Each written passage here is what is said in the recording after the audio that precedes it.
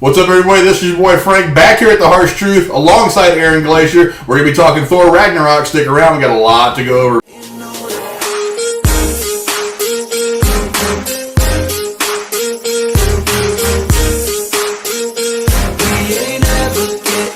Let's start with the good. What are a couple of the good things that you like about the movie? The whole gladiator scene was awesome. Just the fact that we saw any amount of Planet Hulk was badass.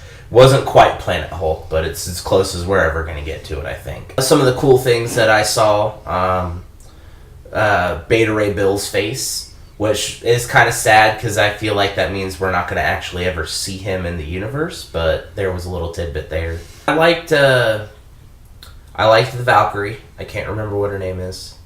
She was cool. I like that Loki showed that he can be a good guy, at least momentarily. I still don't trust him. No, absolutely not. And I'll talk about something that I noticed. Right. The question that got raised towards the end of the movie that I noticed about Loki, that I'm still not sure that Loki's on the up and up. Yeah. We're not making him part of the Avengers right now. I hope that nobody's going that far. There better not, no.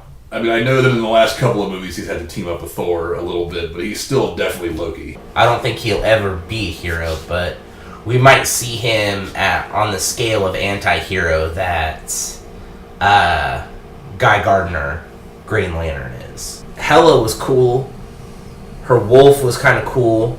He was underused, I think. I wish that Anthony Hopkins was in the movie more, but I liked the way that he bowed out. And, I mean, overall, I loved the movie. It was better than the first Thor. I think we hit the mark on the third movie here. I mean, if you go back and look at things like Iron Man 3 was good, but it wasn't better than Iron Man 2. I love Thor Ragnarok, and in a lot of ways, it is a lot better for me than Dark World was. Dark World was a good movie, but I think Ragnarok was better, especially for Thor's story. I think Ragnarok was different. Well, that too. It's one of the things I liked about it is that the movie was tremendously funny because they went from relying heavily on the mythology of Thor to just making a buddy cop movie. They kind of made this movie completely different from the first two. Yeah, and obviously the movie is hilarious.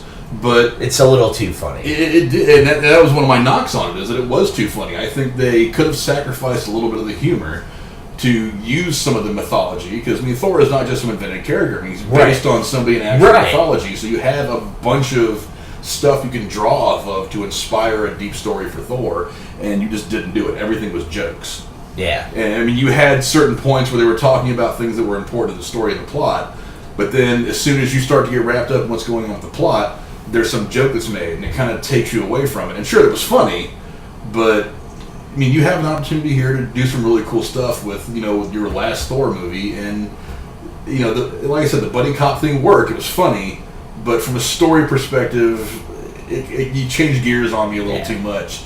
And as I got to thinking about it leaving the theater, I was kind of like, well, I'm glad that I laughed so much at the movie, but one of the things about these Marvel movies is not just the big story overall, but they tell these great individual stories. Yeah. And Thor didn't really have that much of an individual story. It's like you have the Planet Hulk aspect that they were trying to throw in there to satisfy the Marvel heads, and they did that just fine. Yeah. You've got whatever's going on between Thor and Hela, but you spend the first half of the movie basically just telling a bunch of jokes. You don't really get to anything involving Hela until the last half of the movie. So a lot of opportunities missed as far as telling a deeper story. The movie was funny, but I could have foregone a couple of jokes for more story.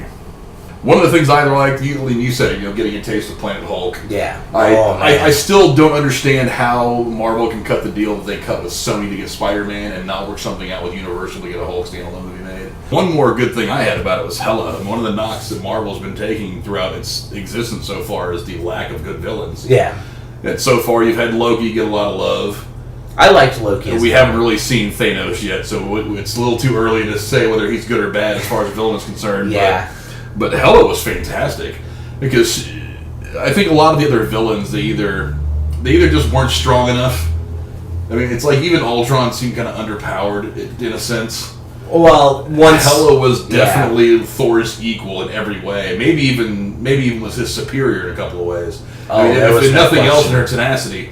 Until he figured out how to use his powers, he was gonna die. Yeah, she was a villain that pushed him to the edge, and I don't Yeah. think there's ever been a villain in the MCU yet that has really pushed the hero all the way to the end of his rope.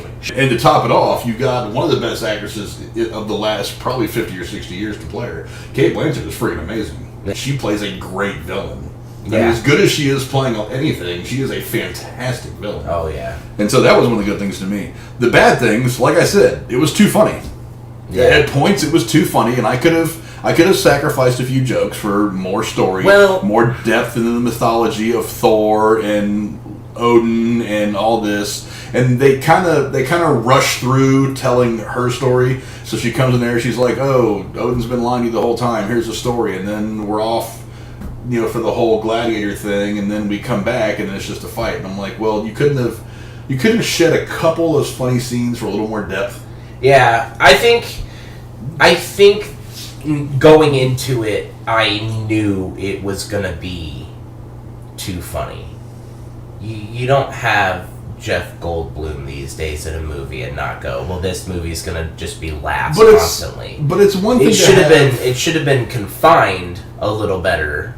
But I knew there was going to be a lot of Jeff Goldblum moments and beyond just Jeff Goldblum, because you can't confine all of the comedy to one character, so they have to spread it out a little bit too. You don't have it's too much. You don't have to confine the comedy. It's one thing to have Jeff Goldblum scenes be funny. But, I mean... Why are you giving me the melty stick? It's one thing for Jeff Goldblum scenes to be funny, but there were some scenes in there that didn't have anything to do with Jeff Goldblum. Yeah. That you could have shaved, a minute or so here and there to give me another minute of story depth there. Yeah. The other thing I didn't like is they kind of threw away the Odin reveal. Yeah. Now, I loved having Doctor Strange in it. I don't think there was enough Doctor Strange in this movie. I think they while they had Doctor Strange in the movie, and it was great to see Benedict in it, and I love Benedict in everything I've ever seen him in, the whole phase shifting between rooms, after like the second time it happened, I was like, just fucking walk, please. This is hurting my brain. The way they revealed Odin was kind of anticlimactic, because when they leave you at the end of Thor the Dark World, you see, Loki pretending to be Odin at the throne. The big question is where is Odin? And so you come out to find that he left Odin on Earth somewhere, on Midgard, if you want to be, really Marvel nerd boy about it. They leave him on Midgard. And then of course, more hilarity ensues as they're looking for him. They show up. He's like, "I swear I left him right here," and they're demolishing him. The old folks home. But then when you finally find him, it's like you had some really good dialogue. It was one of those one of those scenes where I was talking about where they set the humor aside, had some really good dialogue. Yeah. And then he dies. I'm like, well, why? I get why. It's so he could be the Force Ghost later on in the movie and help Thor when he needed it, but. At the same time, it seemed very anticlimactic. They kind of had this dialogue, and then he just fades away like a Jedi or whatever. And then seemed to me. I mean, I understood the scene and I understood how it all went, but it seemed anticlimactic to me. I wasn't blown away by how that worked. Now, him coming back as kind of the Force Ghost later on in the movie, when Thor needed that motivation, needed that one little bit of understanding to figure out his place and what was going on, that made sense. But another thing I didn't really get was they killed the Oriental, the Asian guy who was part of Thor's crew for the first couple of movies. They killed all of the members. Well, not all. What happened to Lady Sif? Well, okay, so, yes. No, she wasn't in the movie, but there's a reason, and that has nothing to do with Thor. She's been a pretty important part of Thor's character growth through all this. I mean, and then in this movie, she's just not around. I find that kind of... If she was just going to die... Why didn't we just get somebody to sign a piece of paper? Why didn't we get Sif to sign a piece of paper that says, you can use my likeness, have a stand-in and CGI over her face like they did with Paul Walker? Now, one of the questions that I had as they were leading up to the final battle with Hela, is he sends Loki into the trophy room. Now, and that made me wonder about some things. So he's walking by and he's looking at some of this stuff. He looks at the Tesseract. He actually stopped at the Tesseract. That was an important thing for me, and Marvel does this thing where these little bitty details, these little looks, can be meaningful down the road. Yeah. He looks at the Tesseract. We know that the Tesseract is there. Maybe the Infinity Gauntlet that was there is fake. Maybe it's not. We don't know yet for sure. She says it's fake, so I'll go with what Hela says. Yeah. We know that Ragnarok eventually does come and destroy Asgard. Including as a way of destroying Hela. So does that mean the Tesseract was destroyed? Well, that's not possible. My question is, did Loki gank the thing? Did he steal it? I have to say that he did. Because you're letting Loki walk through the vault where some of this most important shit in the MCU right now is, right. Including one of the Infinity Stones. You'd have to think that maybe Loki's going to grab something and shoves it in his coat pocket and says, I'm going to take this Tesseract with me because I already had this idea. And he's had it from the beginning that Thanos wants this thing for something. He may not know exactly what yet, but for something. Right. Maybe I'm going to grab this Tesseract. Maybe I'm going to grab this Frost Giant Cube thing. I don't know about the Frost Giant Cube, so but definitely the Tesseract at least. So that leaves the question of whether Loki grabbed it or whether it was destroyed. Obviously, somebody's going to walk it out of there somehow, whether it be Loki or somebody else, because it's going to come into play in Infinity Wars. Well, here's the thing: the Infinity Stones can't be destroyed. So even if it stayed in the vault and got blown up with Asgard, it's going to be floating around in space somewhere. And something that powerful somebody's going to pick up.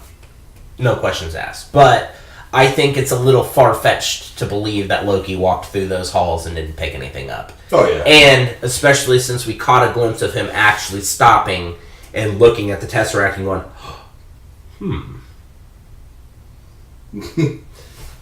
So I might need this to hold over Thanos' head. Right. So I think that he probably did take the Tesseract, but time will tell. Time will tell. Do you have any questions from the movie? Fuck yeah, I have. Okay, that aren't going to be answered in Infinity Wars. I mean, we're talking about questions from this particular movie and not stuff that's going to be coming down the pipe eventually. Okay, well, then I'll save my two big ones for later. But we saw Beta Ray Bill, and anybody who's seen Planet Hulk, read Planet Hulk, knows that Thor wasn't in Planet Hulk. Beta Ray Bill was in Planet Hulk. Does this mean we're never going to see him? Because that'd be sad. I think it's unlikely. I really like the Beta Ray Bill character, especially the fact that he's one of the few people in the MCU that can pick up Thor's hammer because he's worthy of the power of Thor. Not that really matters anymore because Mjolnir's gone, unless Thor, with all of his newfound godliness, can, reforge it, which I doubt, but it's possible. One of my main questions is now that Thor is the god of Asgard, the people, not the god, but like the king. There we go. That's a better word. He is nowhere close to as strong as Odin. Not even remotely as strong as Odin.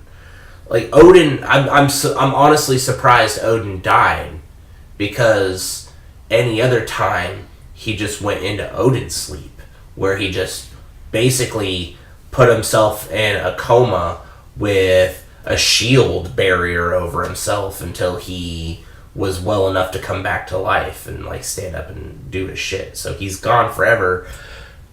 Does that mean that Thor now has some of his father's power? I mean, as we talked off screen about, Odin is missing an eye because he ripped it out and threw it into the Well of Eternity so that he could have omnipresence, so that he could see everything and do, all this other crazy shit. As far as the source of his power and how he gained his strength, we've seen flashbacks of him fighting in wars and shit before he was king, like fighting the Frost Giants with his father. In the first movie, I think we saw that. It was either that or the second movie, I don't remember. But we saw when he wasn't king, which is a crazy concept because I don't even think the mythology goes back before Odin was king. It's possible, but I don't remember. Are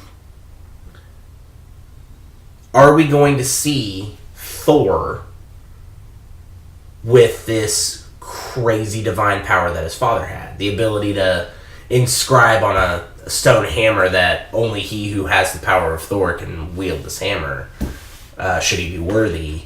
Or like just the all-around badassness that Anthony Hopkins had as being Odin. What happens to all that power? And now that Thor is the king, and if he doesn't have all that power, how is he going to be any amount of what Odin was? You know what I mean? Does it make sense? It makes sense. I just don't know if there's enough time left in what's going on in the MCU right now in this phase to bring about any of that. Yeah, to even worry about whether Thor goes that far. Now, I'm not saying that as we get to Phase 5, if Marvel's even going to carry things out that far, that they won't revisit Thor and maybe recast him or just use an older, Chris Hemsworth or whatever to play the now, god, to play the Odin character while a new Asgardian warrior carries whatever, the hammer, or maybe even have the female Thor. We've got that in the comic book now. Well, that's Jane, though. Well, it could be anybody. I mean, they pretty much, when they talk about Jane and him breaking up, that pretty much pushes Jane out of the MCU. Which is weird. Well, they did the same thing. They did the same thing with Gwyneth Paltrow, but she's back. Well, I don't know if they did that because, everybody likes Gwyneth Paltrow in the role, though. A lot of people didn't like Natalie Portman in the role. I didn't know that. I liked her. I didn't particularly have a problem with her. I thought she was good. I thought she was horribly underused. I didn't think they wrote her character very well at all. Well, they used her a lot better in the second movie. But it's another story for another time. But a lot of people generally, critically, fans didn't really like her in the role. So I think that's one of the reasons why she wasn't in... She was quickly mentioned as being somewhere else in Age of Ultron. They basically just broke it up for this one and just explain her away. Well, this is the first time we've seen Thor since Age of Ultron, isn't it? No, he was in... No. Well, he was in that cut scene in that post-credit scene in Doctor Strange. Right, but he wasn't in Civil War. He wasn't in Civil War, no. So, like, the post-credit scene technically may have been a post-credit scene, but it was an actual scene from this movie. Or part of that scene. The longer scene. If you guys haven't seen the movie yet, it's hilarious. If you haven't seen the movie yet, why the fuck are you watching this? Yeah, really good. Because we've just destroyed everything. There's no surprise. Except for the melts. Yeah, we don't do non-spoiler reviews. That's a waste of time. But, overall... Are we going to see Jeff Goldblum again? Or is he dead? Because at the end, he was kind of congratulating himself on a good rebellion, good revolution. We'll call it time. Can't have a revolution without somebody to hate. Remember that, Jeff Goldblum's words. And, I don't know. Maybe. It's unlikely. I don't know if he signed a multi-picture deal. I really doubt it.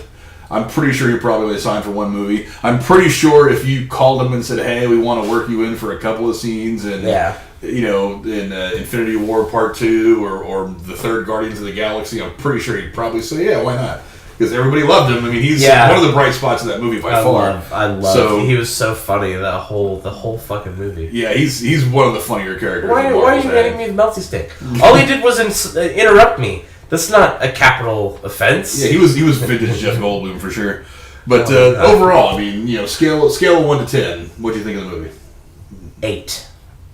I think that's kind of high, but I would give it an 8. I liked it a lot. Now, as far as every Marvel movie that's existed, I'm gonna watch it 4 or 5 times, and then down the road, I'll probably have a different opinion. But as of seeing it only one time and doing this review, I'll give it an 8. I'll go with an 8. I'd like to give it something higher because I think it is the best Thor movie, the best Thor standalone movie. Well, if we're going to go there, it already is higher on my list because Thor 1 got like a 4. Yeah. Well, yeah. But like I said, I have a couple issues with a little too much humor here and there.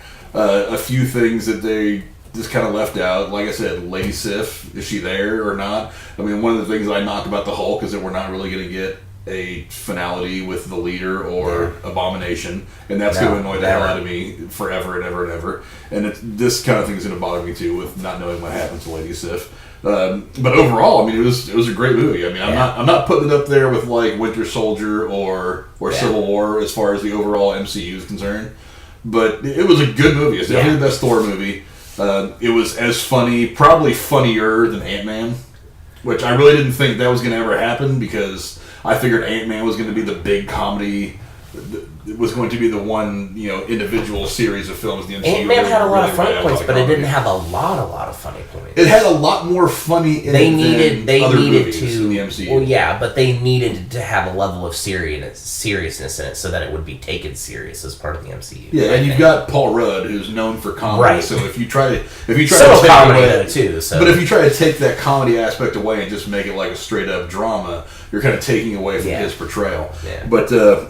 But yeah, it was a good movie. I give it a solid 8.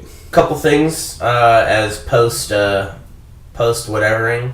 I have 2 questions that are likely going to be answered in Infinity Wars. First of all, the one question is wishy-washy as to whether or not it will be. Why have we seen in the Infinity War trailer Thor having both eyes when we know he lost his eye? Does he gain his eye back? Does he, he was wearing a fucking eye patch at the end of the movie. Like his father's eye patch at the end of the movie. So what's the deal with that shit? Because he definitely wasn't wearing that in the Guardians of the Galaxy's space shit. Unless they're going to try and... Well, they couldn't. So they couldn't do anything with, before all that shit That's happened, the kind of thing you could fix in post, though. I feel like that's the kind of thing... CGI an eye patch onto him. I feel like that's the kind of thing that if we were going to see something like that, they should have brought that part into this movie. Well, he ran into the Guardians of the Galaxy on accident when he got thrown from the Bifrost and then thrown off.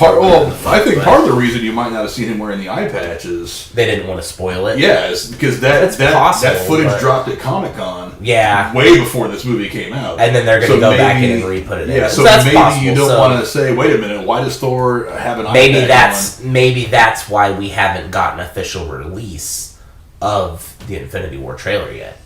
I honestly thought it was going to come out ahead of Thor. Yeah. I mean, at this point, when can it possibly come out? I mean, you're looking at the Infinity... I mean, because one of the times it could come out. It could come out ahead of Star Wars. It's going to. I guarantee it. That's likely. You've got possibly the Super Bowl in February, but that's awful close to a release date. And if they're going to wait, if it's not going to be Super Bowl or Star Wars, it's going to release before Black Panther, and I'll be pretty upset if they wait that long. Yeah, but you've got to release it far enough out to where you can start the marketing. Yeah. And when's the movie come out? It comes out in June.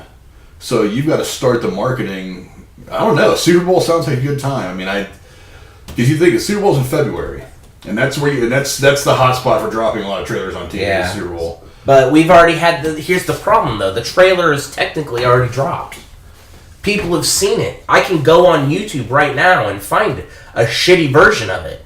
But you're going to force me to watch a shitty version of it instead of release the trailer. Well, who's to say they're not going to recut that trailer between Comic-Con and when it actually comes out? I'm willing to bet the Comic-Con footage that you can find on YouTube or whatever, that's not going to be exactly what we see. Yeah, probably. They probably cut a different trailer for the actual trailer release. Go back and look at literally any Comic-Con trailer, and pretty much every Comic-Con trailer has been recut before it became a regular trailer.